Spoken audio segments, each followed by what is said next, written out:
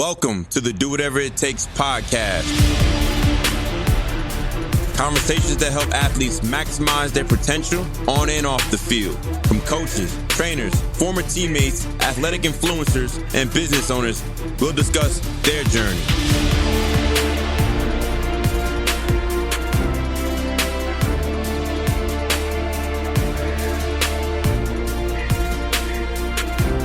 I am your host, Savon Huggins. Let's do it. Challenges your ability to be able to embrace discomfort. When I was in college, a big challenge for me was to overcome injuries.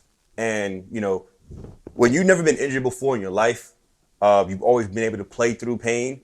And there's a time and point where you can't play through it anymore because you are hindered from that. You physically can't. It has a whole different component of a mental toughness aspect of it for you to be able to still remain poised, not just, in sport, but like socially, academically, right? And you are, put forth with a completely set of new challenges. Now, instead of getting tackled or trying to avoid would-be tacklers in a game, my challenge is to get back and recover and wake up earlier and sacrifice more leisure time to be able to, or even workout time to recover so I can get at least back to normal. And challenge is something that we all face, but really elite people have a way to embrace the challenges and embrace their adversity and their setbacks and use it as fuel to motivate them to overcome it, where others feel sorry for themselves and really, really shy away from that challenge of the fear of failure, which in turn makes them crumble or they never rise to the occasion. And through some research, I want to share this thing about challenge. A challenge reaction produces an entirely different set of responses.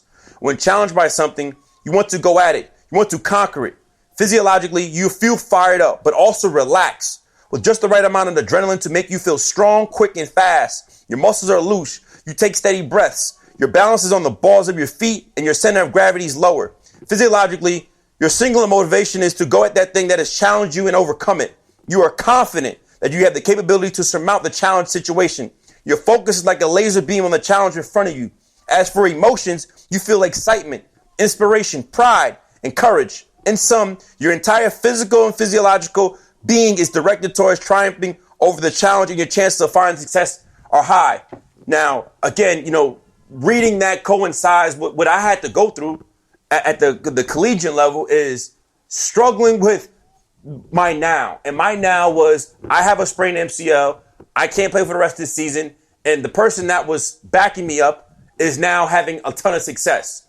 And for me, the challenge was, how do I overcome that? Now, although that talks about a setting within a game, that still has direct correlation as far as how you handle yourself on off the field and in the classroom and socially, right? Because when you are the guy, when you are the woman, when you are the player that everybody looks to, there's still a little envy in that for some people. Some people enjoy when that one person that's always successful finally has an opportunity where they're normal again, or they don't have the success and that now you're back to my level.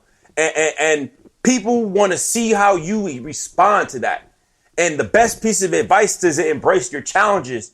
Understand that there will be challenges when you are going through, or playing a sport. And for an elite athlete, I had to overcome the challenge of not being able to play and fueling my fire to not just address me not playing, but still be present in the locker room, still be, present in the weight room and having to modify my lifts. I had to overcome those challenges of not being able to play. When I played all the way up to I was 19 years old, my whole entire life, and now I'm set with a set of challenges where I'm not playing. And how do I respond to that is exactly what we all need to be able to, embrace. And that is the way you'll be able to overcome a challenge, is when you understand the bigger picture. You also understand I think the biggest piece is to take your emotion out of it and identify what exactly is it right here, right? I can feel sorry for myself because I sprained my MCL, or I can find an avenue to get back on the playing field. And I took the second one. I took B. I took the get back on the playing field and still was a great teammate. And it's really hard for some people to really swallow their pride. But I think that goes back to who you associate yourself with. And who you associate yourself with will help you align to stay focused on track. Trainers, coaches, academic advisors, your friends and teammates, the people back at home, your family, whoever is not in that circle, especially when you get hurt, you need to avoid being around them because they will create narratives for you in your mind where you will second guess yourself and you have time to really think about those things because you aren't playing. You aren't on the bus traveling with a team because you're back because you're hurt, or you have more time in your hands. So you have more time to think about what somebody's sharing with you and allowing them to voice their opinions about your situation. So it's very important for you to keep a tight circle when you are going through challenges. And it's no different than when you're in the field, is being able to embrace that adversity on that third down and short and the game's on the line. And if you don't catch this ball, get this first down, the game's over. You have to be able to go back to your fundamentals and be mentally tough to lock in. And that is the challenge and what elite athletes are able to embrace are challenges. Thank you for listening to the Do Whatever It Takes podcast. Be sure to follow us on all social media platforms at Team Do It and log on to teamdowit.com to book your next training session or speaking engagement. Always remember to live in your purpose